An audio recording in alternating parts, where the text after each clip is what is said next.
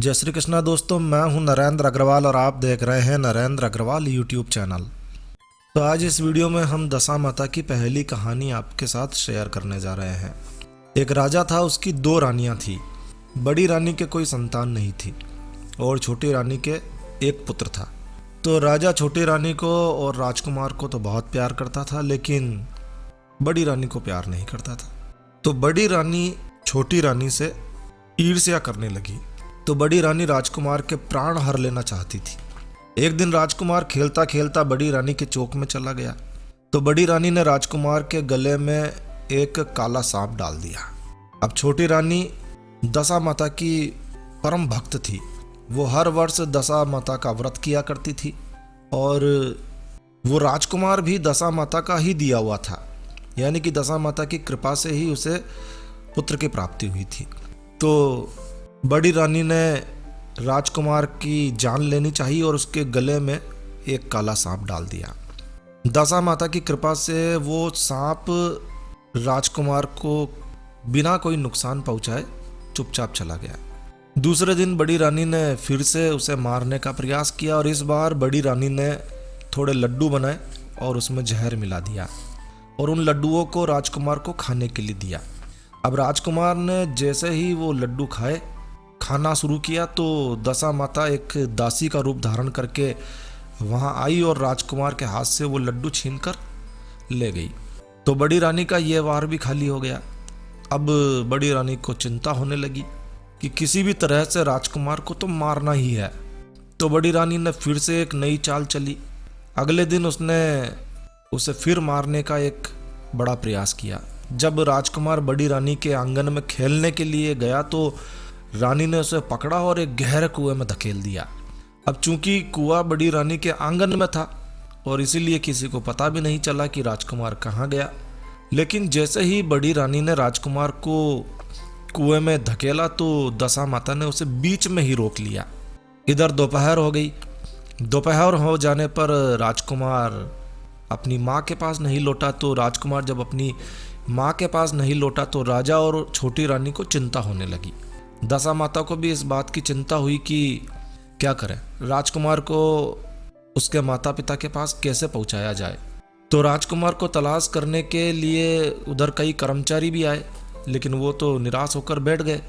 राजा और रानी पुत्र शोक में रोने लगे। तब दशा माता ने एक भिखारी का रूप धारण किया और राजकुमार को गले से लगाए हुए राजद्वार पर पहुंची। तो दशा माता ने राजकुमार को एक वस्त्र में छिपाया हुआ था। तो राजा के दरबार में पहुंची, राजद्वार पर पहुंची और भिक्षा मांगने लगी। तो सिपाहियों ने उसे दुत्कार दिया। सिपाहियों ने उसे दुत्कार कर कहा कि तुझे भिक्षा की पड़ी है, यहाँ राजकुमार खोया पड़ा है और तुझे भिक्षा की पड़ी है। सारे लोग दुखी हैं, चिंता में व्याकुल हो रहे हैं और तुम्हें भिक्षा की पड़ी है। इस पर दशा माता बोली, देखो भाई, पुण्य का प्रभाव बड़ा ही विचित्र होता है। यदि मुझे भिक्षा मिल जाए तो संभव है कि खोया हुआ राजकुमार ही तुम लोगों को मिल जाए। और यह कहकर दशा माता देहरी पर पैर रखने लगी। सिपाहियों ने उन्हें आगे बढ़कर फिर से रोक लिया। उसी समय दशा माता ने बालक का पैर वस्त्र के बाहर कर दिया। सिपाहियों ने समझा कि कुंवर उसके हाथों में है, इसलिए उसे अंदर जाने दिया। दशा माता कुंवर को लेकर भीतर चली गई और राजकुमार को चौक में छोड़ दिया और वापस चली आई। परंतु रानी ने दशा माता रूप में भिखारिन को देख लिया। उसने कहा कि खड़ी रहो, और तुम कौन हो? तुमने 3 दिन मेरे बेटे को छिपा कर रखा था, तुमने ऐसा क्यों किया? तुम्हें मेरे इस प्रश्न का उत्तर देना ही होगा। और ऐसा कहकर छोटी रानी ने दशा माता को पकड़ लिया। दशा माता उसी समय ठहर गई। उन्होंने बताया कि मैं तुम्हारे पुत्र की चोरी करने वाली नहीं हूँ, मैं तो तुम्हारी आराध्य देवी दशा माता हूँ और मैं तुम्हें सचेत करने आई हूँ कि बड़ी रानी तुमसे ईर्ष्या रखती है और वही है जो तुम्हारे पुत्र के प्राण हर लेना चाहती है। एक बार उसने तुम्हारे पुत्र के गले में काला सांप डाला था, जिसे मैंने भगाया। दूसरी बार उसने राजकुमार को जहर से सने हुए लड्डू खाने को दिए, जिन्हें भी मैंने हाथों से छीन लिया था। और इस बार उसने तुम्हारे राजकुमार को, तुम्हारे पुत्र को अपने आंगन के कुएं में धकेल दिया था और मैंने इस बीच में ही रोककर इसकी रक्षा की। अब इस समय मैं भिखारिन के वेश में तुम्हें सचेत करने आई हूँ। ये सुनकर छोटी रानी दशा माता के पैरों में गिरकर क्षमा मांगने लगी। छोटी रानी विनती भरी भाव से बोली, हे दशा माता, जैसी कृपा आपने मुझ पर दर्शन देकर की है, मैं चाहती हूँ कि आप सदैव इस महल में निवास करें। मुझसे जो भी सेवा पूजा होगी मैं जरूर करूँगी।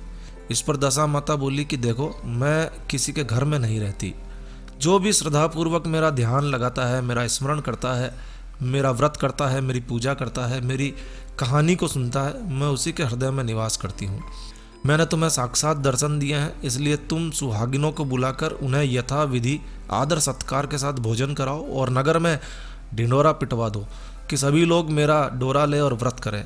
इतना कहकर दशा माता अंतर्ध्यान हो गई। रानी ने अपने राज्य की सौभाग्यवती स्त्रियों को निमंत्रण देकर बुलाया और उपटन से लेकर शिरोभूषण श्रृंगार करके उनकी यथा विधि सेवा की, भोजन करवाया और दक्षिणा में गहने इत्यादि देकर उन्हें विदा किया। रानी ने अपने राज्य में ढिंढोरा भी पिटवा दिया कि आज से सभी लोग दशा माता की पूजा करेंगे और समय आने पर दशा माता का डोरा जरूर से लेंगे। तो है दशा माता, जिस तरह से आपने राजकुमार की रक्षा की, वैसे ही आपकी पूजा आराधना करने वाले सभी की रक्षा करना। तो प्रेम से बोलिए जय दशा माता की। तो ये थी दशा माता की पहली कहानी, जो आप दशा माता की पूजा के समय, व्रत के समय सुन सकते हैं।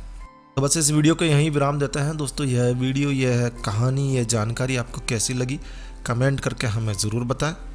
यदि आपको हमारा ये वीडियो, यह जानकारी अच्छी लगी, यूज़फुल लगी, तो कृपया लाइक के बटन पर ज़रूर क्लिक कीजिए।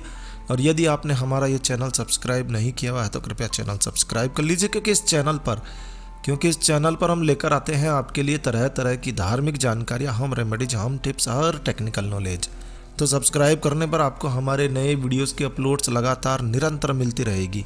तो अभी सब्सक्राइब के लाल बटन पर क्लिक करके चैनल सब्सक्राइब कर लीजिए। तो एक नया वीडियो, एक नई जानकारी लेकर मैं आपका दोस्त नरेंद्र अग्रवाल फिर मिलूंगा। तब तक के लिए stay healthy, stay happy. Thank you for watching my video. Thanks. जय श्री राम, जय हनुमान।